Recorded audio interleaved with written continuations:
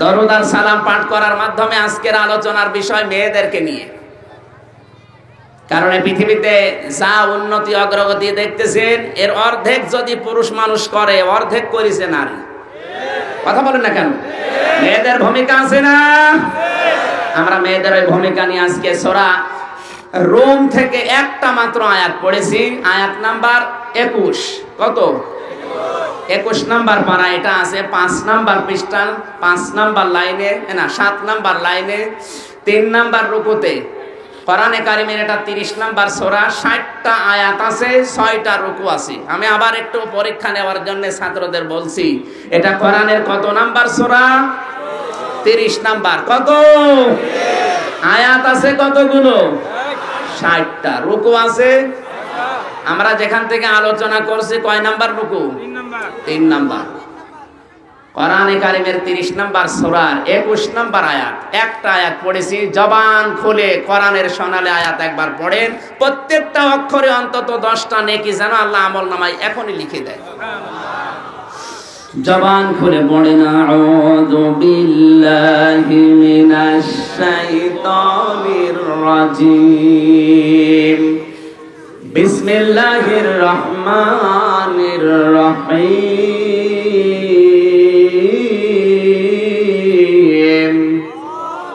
ومن آياته أن خلق لكم من أنفسكم أزواجا لتسكنوا إليها وجعل بينكم مودة ورحمة إن في ذلك لآيات لقوم يتفكرون। সাদাকাল্লাহুল আযীম। আল্লাহ রাব্বুল আলামিন বলেন, ومن آياته أن خلق لكم من أنفسكم أزواجا। আর তার নিদর্শনাবলীর মধ্যে রয়েছে, তিনি তোমাদের জন্য তোমাদের মধ্য হতে সৃষ্টি করেছেন তোমাদের স্ত্রীদের, যাতে তোমরা তাদের নিকট প্রশান্তি পাও, এবং তোমাদের মধ্যে পারস্পরিক ভালোবাসা ও দয়া সৃষ্টি করেছেন। নিশ্চয় চিন্তাশীল সম্প্রদায়ের জন্য এতে বহু নিদর্শন লুকিয়ে আছে। এখানে সবার জন্য আয়াত না, অন্তত যারা একটু চিন্তা ভাবনা করে, যাদের চিন্তা চেতনা করার সময় বা অবকাশ আছে, তাদের জন্য আজকে আয়াত থেকে অন্তত 3টা শিক্ষা আমরা বের করব। কয়টা? আল্লাহ যেন আমাদেরকে এই আধা ঘন্টা সময়ের ভেতরে কিছু নেওয়ার তৌফিক দেন। সকলে বলেন আমিন। আল্লাহর বহু নিদর্শনে পৃথিবীতে আছে। এই যে ভাষার সৃষ্টি করা, এটা কার নিদর্শন? 4500 ভাষা এখন দুনিয়ায় চলছে, 228টা রাষ্ট্র শুধু এই পৃথিবীতে। এখানে 750 কোটি মানুষের বাস। ভাষা আছে 4500, তার ভেতরে বাংলা একটা ভাষা। এরকম ভাষা আছে 4500। আমার আল্লাহর জ্ঞান, যোগ্যতা, তার বিচক্ষণতা কত বেশি! আমি মাত্র 3টা ভাষায় কথা বললে বুঝি। ইংরেজি ভাষা, আরবিতে বললে বুঝি, আর বাংলা। আর আল্লাহর 4500 ভাষায় প্রতিদিন তাকে ডাক দিচ্ছে পৃথিবীর মানুষেরা, তার বোঝা লাগে না? এই কথা বলেন না কেন? এই জন্য তামাম পৃথিবীর যত ডক্টর, সবচাইতে বড় ডক্টর আমার আল্লাহ। ডক্টররা সর্বোচ্চ 8টা থেকে 9টা ভাষায় ডক্টরেট করতে পারে, তারপর তার জীবন শেষ।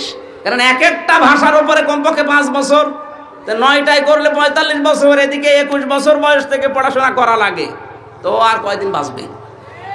আমার আল্লাহ 9টা ভাষা জানে শুধু, 4500 ভাষা তিনি এই যে এর পরের আয়াত ছিল, আমিন আয়াতিহি খালকুস সামাওয়াতি ওয়াল আরদ ওয়া ইখতিলাফু আলসিনাতিকুম ওয়া আলওয়ানিকুম।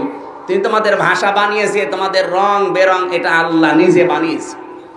এজন্য যারা চিন্তা করে তারা এমনিতেই আল্লাহর সামনে মাথা নত করবে। যাদের চিন্তা নেই তাদের জন্য এই সময় আয়াত না।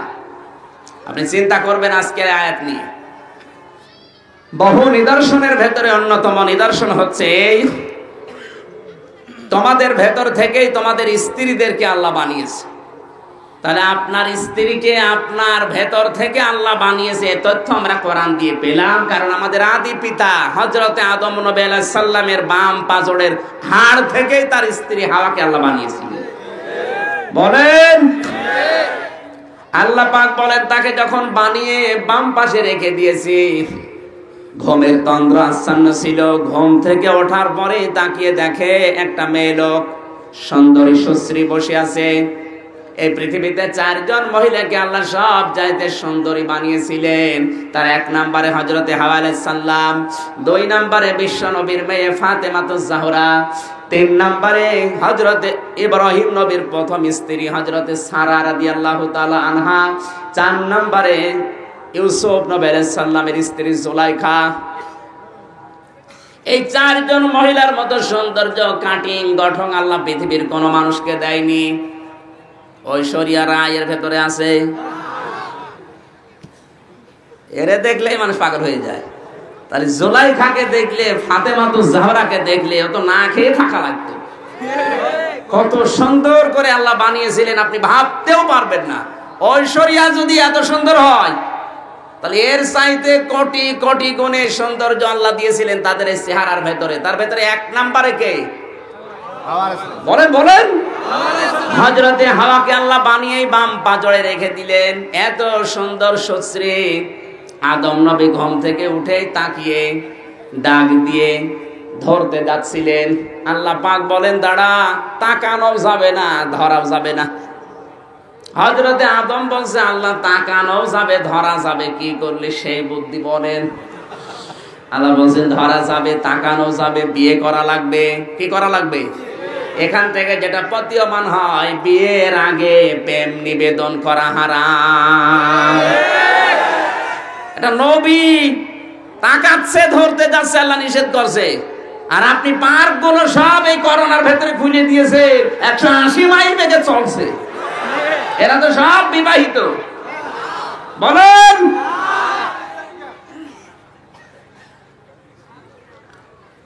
গাজীপুর বাসে হযরতে আদমকে আল্লাহ বললেন, বিয়ে করতে হলে দেনমোহর দেওয়া লাগবে।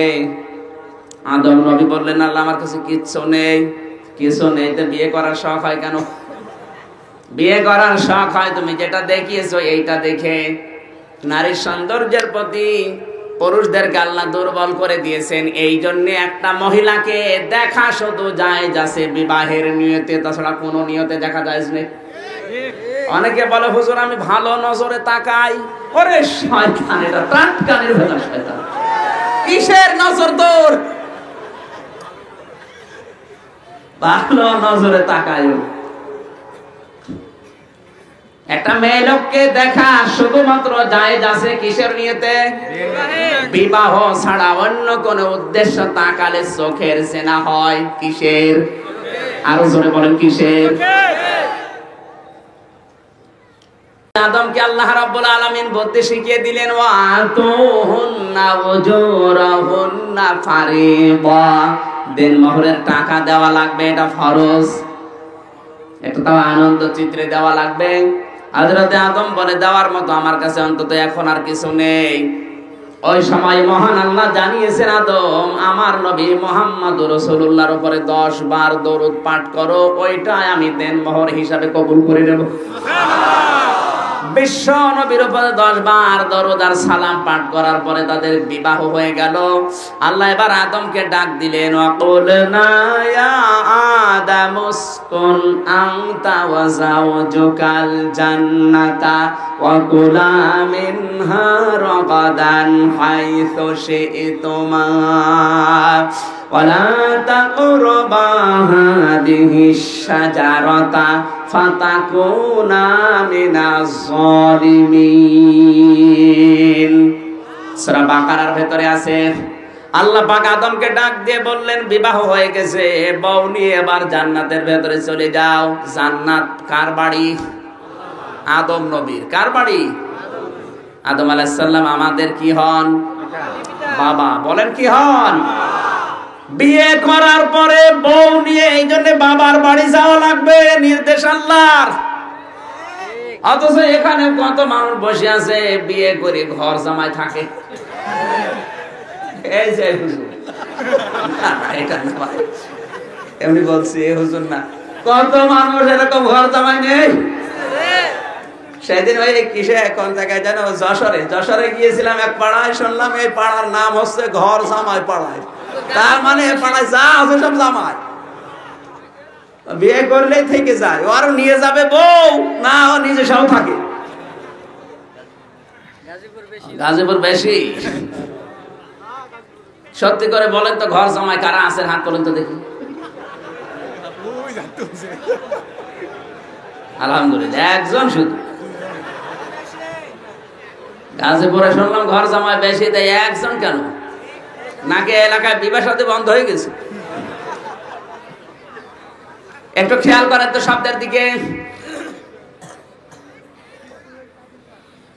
আল্লাহ পাক বলেন, ইয়া আদামুসকুন আনতা ওয়া যাওজুকাল জান্নাতা, তুমি এবং তোমার স্ত্রী চলে যাও তোমার বাড়িতে, তোমার জান্নাতে।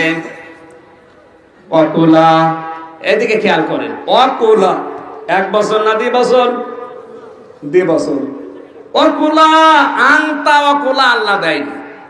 আজ নারী স্বাধীনতার নামে যারা চিল্লাচ্ছেন, নারী পক্ষ, নারী স্বাধীনতা আন্দোলন, নারী বিপ্লব পরিষদ গঠন করে যারা নারীর অধিকার দিতে চান, আপনার চাইতে 1500 বছর আগে মহান আল্লাহ কোরআনে কারিমে এই অধিকার দিয়েই দিয়েছেন।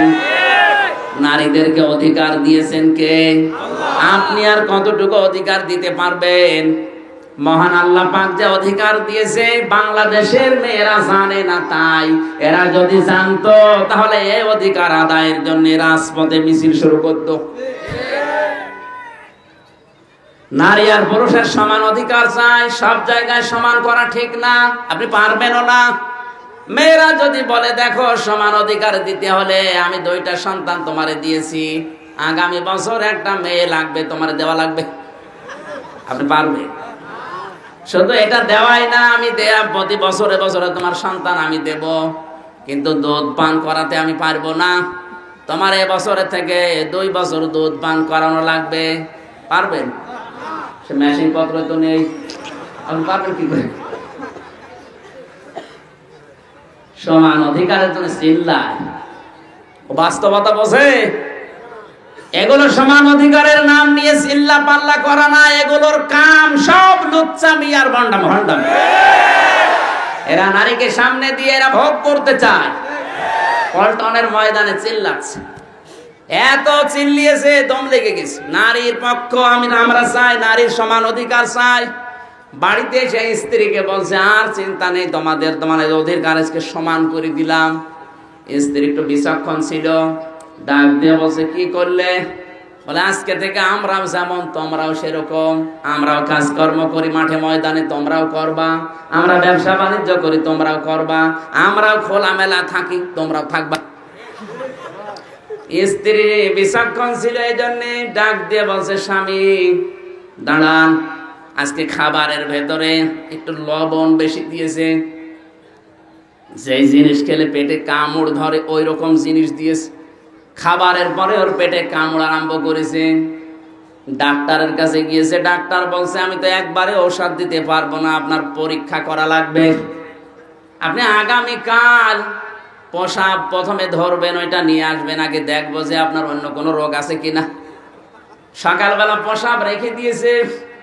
ওর স্ত্রী ঘর ঝাড়ু দিতে গিয়ে ছাতা গেছে পড়ে। চিন্তা করছে, আল্লাহ ও তো আমার এমনি মারধর করে, প্রসাব ফেলে দিয়েছে, তো আমার মেরেই ফেলবে। ভয়ের চোটের নিচে প্রসাব করে রেখে দিয়েছে। ও তো টের পায়নি, ও মনে করছে এটা আমার নিজেরই। নিয়ে গেছে ডাক্তারের কাছে। ডাক্তার পরীক্ষা করার পরে একবার ওর মুখের দিকে তাকায়, একবার রিপোর্টের দিকে তাকায়। নেতার তো চিন্তা, আল্লাহ এই রোগ মনে খুব কঠিন। বলছে, ডাক্তার সাহেব আমি কি বাঁচবো?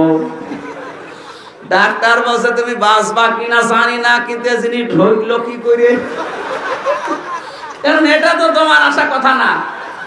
কি হয়েছে, কি হয়েছে বলবো কি? এই যে রিপোর্ট, কম্পিউটার দিয়ে বের করা রিপোর্ট, আমি দেখে বুঝতে পারলাম যে তোমার 9 মাস।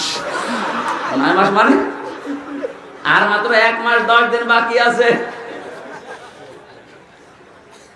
এই জিনিস কিভাবে আসলো আজ পর্যন্ত আমার এই ডাক্তারি জীবনে দেখি নাই। আমি কিন্তু ভুল রিপোর্ট না, একদম কম্পিউটারের রিপোর্ট দেখে বললাম নেতা ঘামতেছে।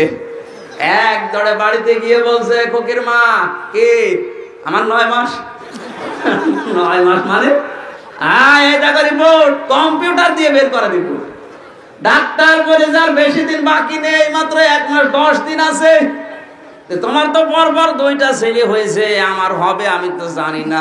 কেমন কষ্ট একটু বলো দেখি, আমি কি বাঁচবো? স্ত্রী বলছে, নেতা চিল্লাচ্ছিলে সমান অধিকারের নাম নিয়ে, তুমি আমাদের সমান অধিকার দিতে চাও?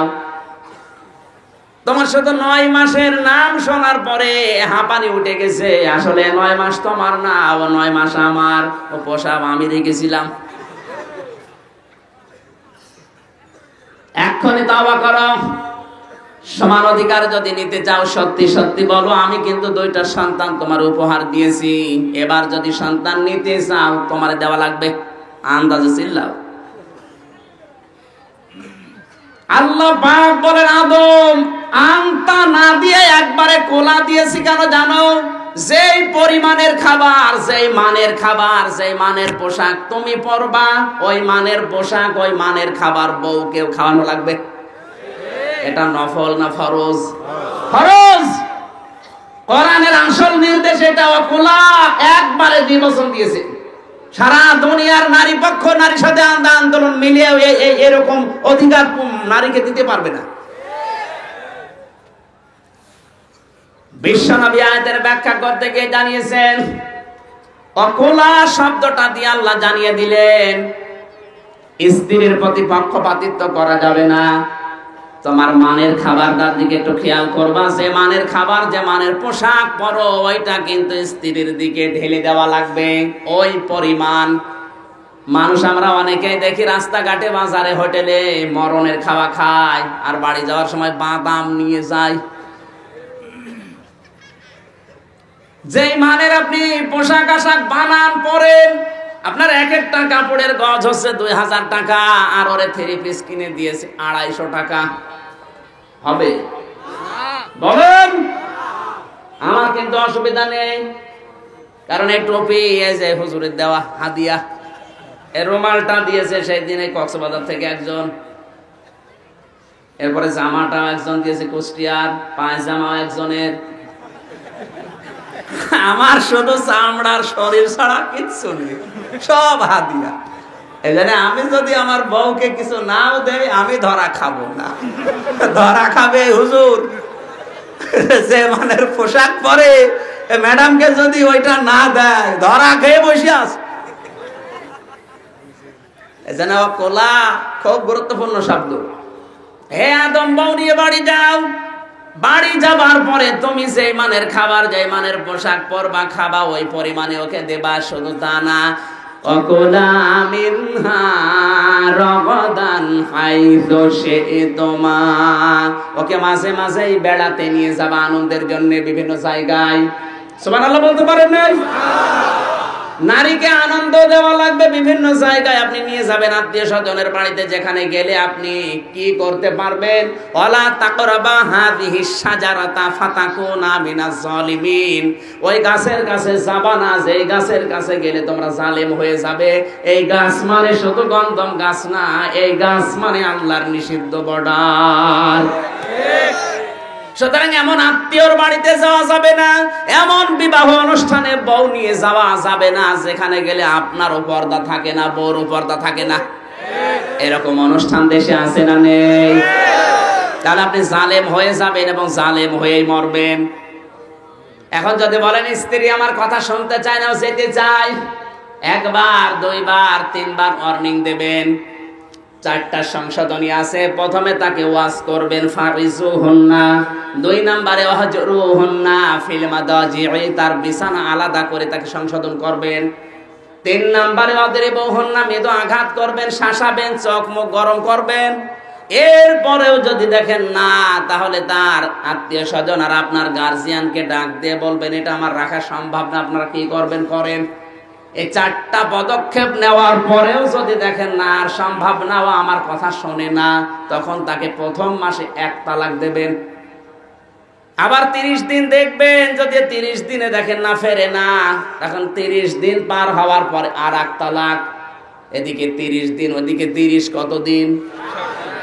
এর পরের মাসে 3 মাস, তার মানে 90 দিন পরে আর একটা দিয়ে বিদায় করে দেবেন। কিন্তু হেলা করা জায়েজ নেই। এই যে হেলা বলে যেটা বাংলাদেশে চালু করা আছে, বিয়ে তালাক দেওয়ার পরে আর একজনের সাথে বিয়ে দেয়, কন্ট্রাক্ট থাকে, তুই কয়েকদিন পরে ছেড়ে দিবি, আমার বউ আবার আমার কাছে আসবে। এই হেলা করা হারাম। কিসের হেলা? আপনার যদি সংসার করতে আর না হয় 3 তালাক দেওয়ার পরে ওটা একদম শেষ।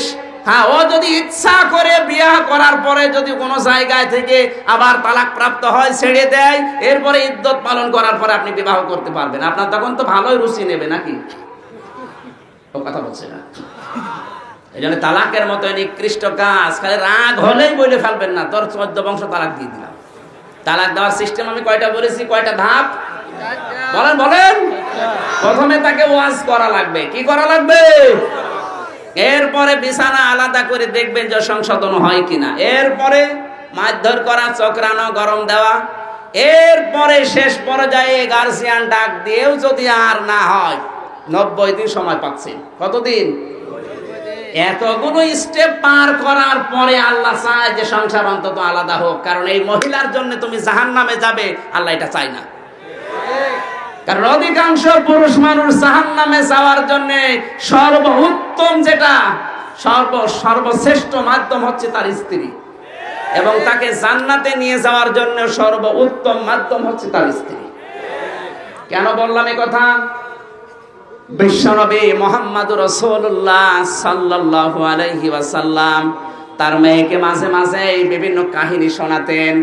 একদিন ডাক দিয়ে বললেন, মা ফাতেমা, আল্লাহ পাক তোমাকে খাতুনে জান্নাত ডিগ্রি দিয়েছে। কি খাতুনে জান্নাত? মানে জান্নাতের নেত্রী, সরদারিনী। তুমি জান্নাতের সমস্ত মেয়েদের নেত্রী হবে, এই দায়িত্ব আল্লাহ তোমারে দিয়েছে, ডিগ্রিটা। পাশে ছিল তার মা খাদিজাতুল কুবরা রাদিয়াল্লাহু তাআলা আনহা। তিনি বললেন, হে রাসূল, খাতুনে জান্নাতের ডিগ্রি আমার মেয়েকে আল্লাহ দিল, আমারে দিল না কেন? আমি ইসলামের উপরে অবদান আমার কি কম আছে?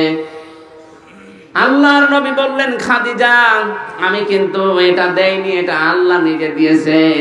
আল্লাহ দেওয়ার কারণ আমি পেয়েছি 2টা। 1 নম্বরে তোমার মেয়ে ফাতেমা আর তোমার ভেতরে পার্থক্য এই, তুমি ঈমান এনেছো 55 বছর বয়সে। কত? আর তোমার মেয়েটা জন্ম থেকেও মুসলমান, জন্ম থেকেও ঈমানদার। তুমি 55 বছর বয়স হওয়ার আগে কোনদিন আল্লাহর ইবাদত করনি, আল্লাহকে ডাকনি। কথা বলেন না কেন?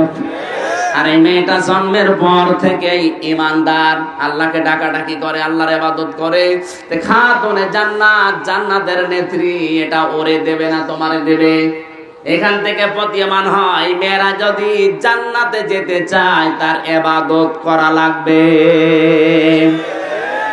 ইবাদতের ভেতরে সর্বোত্তম ইবাদত হচ্ছে সময় মতো শরীর পবিত্র থাকা অবস্থায় 5 বার নামাজ আদায় করতে হবে। এটা নারী এবং পুরুষের জন্য সমান। আজ যেহেতু অনেকেই বলছে নারী পুরুষের নামাজের পার্থক্য আছে, না, হয়তো বসা, হাত বাঁধা, এগুলোর নিয়ম নীতি কিছু পার্থক্য আছে। তাছাড়া সূরা কিরাত এগুলোর কোনো পার্থক্য আছে? পুরুষ মানুষ নামাজ পড়বে সূরা নাবা দিয়ে, আর মহিলা পড়বে সূরা ইখলাস দিয়ে। এখানে আল্লাহ কোনো পার্থক্য রাখেননি।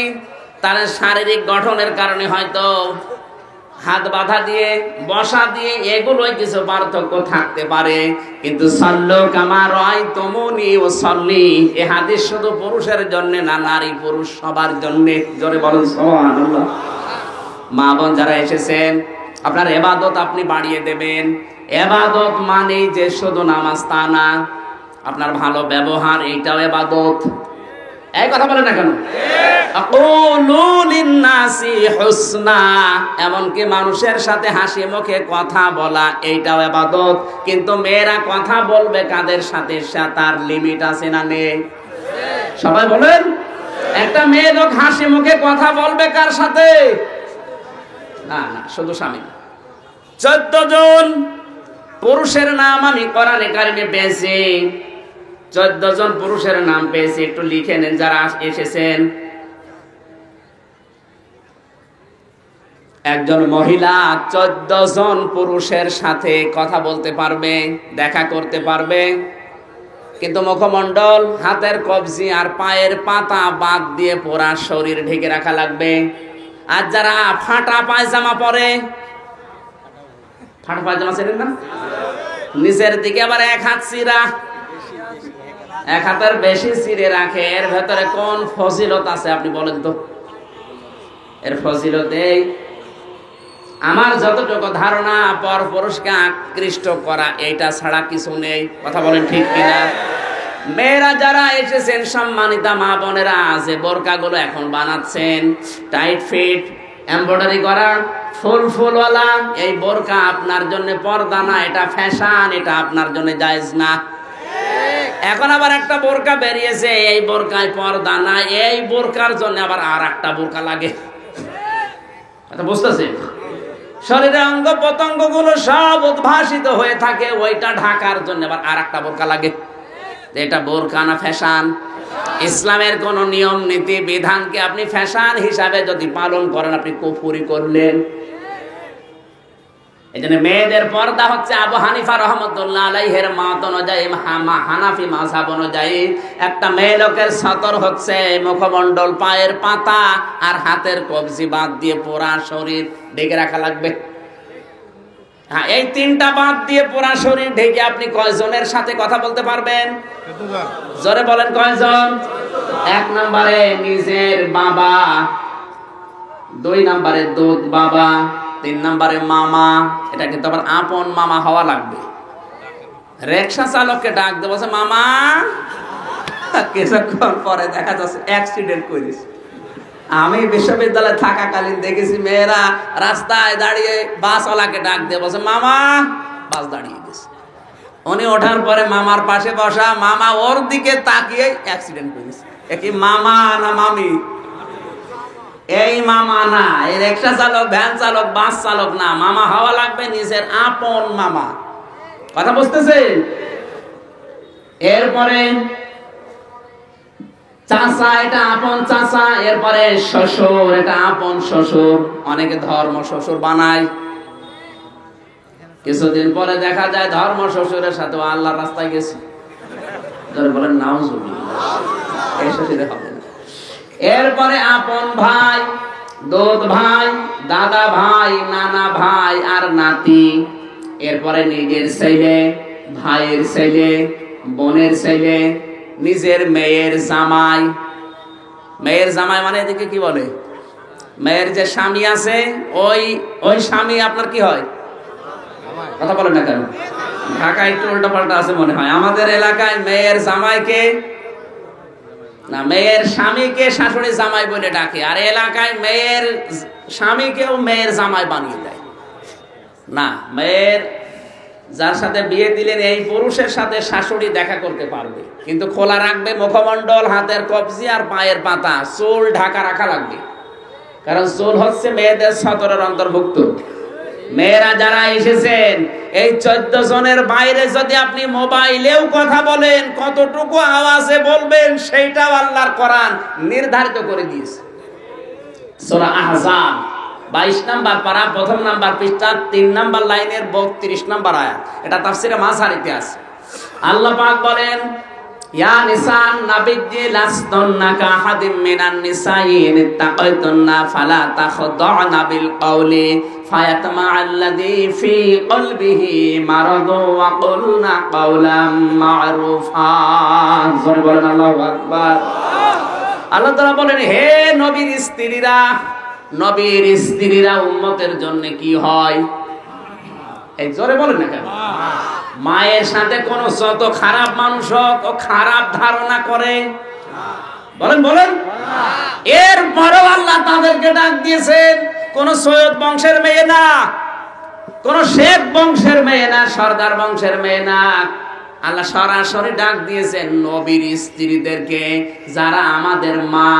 আমরা খারাপ ধারণা যাদের করতেই পারি না, তাদেরকে আমাদের সামনে এনে বললেন, হে নবীর স্ত্রীরা, কথা যদি বলতে চাও কারো সাথে পর্দা আড়ালে হিসাবের বাইরে থেকে কথা বলবা, কিন্তু কথা মিথ্যা বলবা না, সঠিক কথা বলবা। তুমি যদি মোবাইলে, ফোনে, ফ্যাক্সে হিসাবের বাইরে থেকে কারো সাথে কথা বলতে চাও, কথা বলবা সঠিক কথা, মিথ্যা বলবা না। কিন্তু কথার ভাষা হবে রুক্ষ সূক্ষ্ম। তোমার কথার ভেতরে কর্কশ ভাষী এরকম ব্যবহার থাকা লাগবে। মোবাইল ধরার পরে যদি দেখো যে অপরিচিত, বলবা কি হয়েছে, ওয়ালাইকুম আসসালাম, কাকে চান? ওই লোক চিন্তা করবে, আল্লাহ এ কি মহিলা না আজরাইল। আর যদি আপনি শাবনুরের চিকন গলা দিয়ে বলেন ওয়ালাইকুম আসসালাম, কি বলছেন বলেন, কি করতে পারি আপনার জন্য? ও তখন বলবে কি করতে পারি মানে, কিছু জানো না। এবার লাইন লাগাবে, এক কথা বলে না কেন? এমনকি অনেক আলেম পর্যন্ত নারীর এই ছলনায় পড়ে ফাঁদে পা দিয়ে নিজের জীবন, যৌবন, মান সম্মান সব নষ্ট করে দিচ্ছে। আমাদের পেছনে যেহেতু শয়তান আরো বেশি, আমাদের সংশোধন থাকা লাগবে, সতর্ক থাকা লাগবে আরো বেশি। কারণ শয়তান কোনো দিন খারাপ মানুষকে ধরে না, কারণ ও জানে যে বেটা মদ খায়, বাবা খায়, ও আমার ভাইরা ভাই। তার বলে না কেন? ও সব সময় চিন্তা করে যদি আমির হামসাকে লাইন থেকে একটু বেলাইনে নিয়ে যাওয়া যায়, ও 1000 মানুষ আমার লাগবে না, এক আমির হামজা 1000 মানুষের সমান। এখানে আপনার পেছনে যারা বাবা খাচ্ছে, ডাইল খাচ্ছে, ওদের পেছনে যদি শয়তান একটা থাকে, আমার পেছনে 80টা আছে। সূরা আরাফের 16 নম্বর আয়াত তার প্রমাণ। ফাবিমা রহমাত, সবাই ওনারে রাঙা ভাবি বলে ডাকে, দেখতেও রাঙার মতো, কারণ পোস্টার দেখলাম, আমি সরাসরি তো দেখিনি। একজন মেয়ে লোকের জন্য ভয়ঙ্কর এবং গুরুত্বপূর্ণ সাপের মতো, আজরাইলের মতো 2 জন পুরুষ, একজন হচ্ছে দুলাভাই আর একটা হচ্ছে দেবর। অথচ এই 2 জনের সাথে দহরম মহরম মেয়েদের বেশি। কথা বলেন না কেন? সতর্ক থাকবেন এই 2 জন থেকে। দুলাভাই মানে শুধু আপন বোনের বর না, এরকম বহু দুলাভাই আপনার কাছে কল দেবে। কথা বলেন না কেন? এরকম দুলাভাই যারা কল দেবে, তাদের সাথে কথা বলতে হলে আপনার ভাষা হবে রুক্ষ সূক্ষ্ম, উল্টা পাল্টা গরম দিয়ে কথা বলবেন। ওই বেটার মনের ভেতরে শয়তানি থাকলেও দূর হয়ে যাবে। আর যদি মনে করেন না এটা আমার আপন দুলাভাই, আপনি সব হারাবেন। এখন হারাচ্ছে না? কথা বলে না কেন? দ্বিতীয় নাম্বার, একজন মেয়ে লোকের জন্য মারাত্মক ভয়ঙ্কর শত্রু হচ্ছে তার দেবর। সে যে দেবরই হোক, দেবর থেকে নবীজি বলেন এটা মৃত্যু তুল্য। এটা আজরাইল দেখলে যেমন ভয় করে মেয়েরা, আজরাইল দেখলে মানুষ যেমন ভয়ে ভয়ে থাকে, দেবরকে দেখলে ওরকম ভয়ে ভয়ে থাকা লাগবে। অথচ কত মানুষ এই গাজীপুরে বিয়ে করার পরে বউকে তার ভাইয়ের কাছে রেখে উনি বিদেশে গেছে, কিয়ামতের আগে আসবে। কিয়ামতের আগে আসে না, ও আল্লাহর রাস্তায় রেখে দিয়েছে। এগুলো বেশি হয় বরিশাল বিভাগে। আমি ওখানে থেকে ছোটবেলা থেকে মানুষ, অধিকাংশ বরিশালের মানুষ সব যায় আল্লাহর রাস্তায়, বউ রাখে আর ওর ভাই আছে। অথচ বছরে বছরে ছেলে মেয়ে হচ্ছে। আমি আর নিচে নামলাম না। কথা বলছে না কেন? জানি এখানে বরিশালের লোক আছে না। আপনি একবারে নিজের দিকে টেনে নিয়ে না, এরকম বহু মানুষ আমি পেয়েছি। আমাদের সতর্ক হওয়া লাগবে মেয়েদের। ইবাদত মানে কি? শুধু নামাজ পড়া, রোজা রাখা না। সম্মানিতা মা বোনেরা, আজ হাজারো শাশুড়ির শুধু উদাসীনতার ছোট মনের কারণে পরিবারের কোনো ইবাদত এখন আর এই দেশে নেই।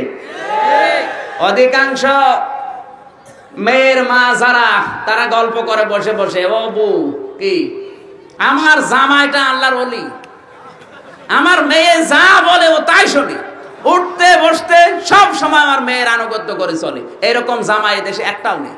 আর আমার ওই যে ছেলেটা টাটকা হারামজাদা। কেন? কারণ ও ঘুরতো ওর বল কথা শুনে। এ কার কথা শুনছিল? কথা বলছে না কেন? আর মানুষ মাঝে মাঝে আবার বলে আমার ছেলেটা বউ পাগল, বিয়ে দেওয়ার আগে খুব ভালো ছিল, বিয়ে দিয়ে এখন শুধু বউ নিয়ে থাকে। আরে আপনার তো কপাল ভালো যে আপনার ছেলে আপনার বউমা নিয়ে ব্যস্ত আছে, অন্য কোনো জায়গায় লাইন লাগায়। আপনি আরো উৎসাহ দেবেন, আর আপনি আরো এই জায়গায় আঘাত করেন। এই কারণেই তো অধিকাংশ পরিবারের শান্তি নেই। কথা বলে না কেন? যে সমস্ত শাশুড়ি আর শ্বশুরের কারণে পুত্ররা অশান্তিতে আছে, তিরমিজি শরীফের হাদিস, এই শ্বশুর আর শাশুড়ি ঈমান নিয়ে মারা যেতে পারবে না, মানুষকে কষ্ট দিয়েছে এই কারণে বেঈমান হয়ে মরবে, নামাজ রোজা সব বৃথা।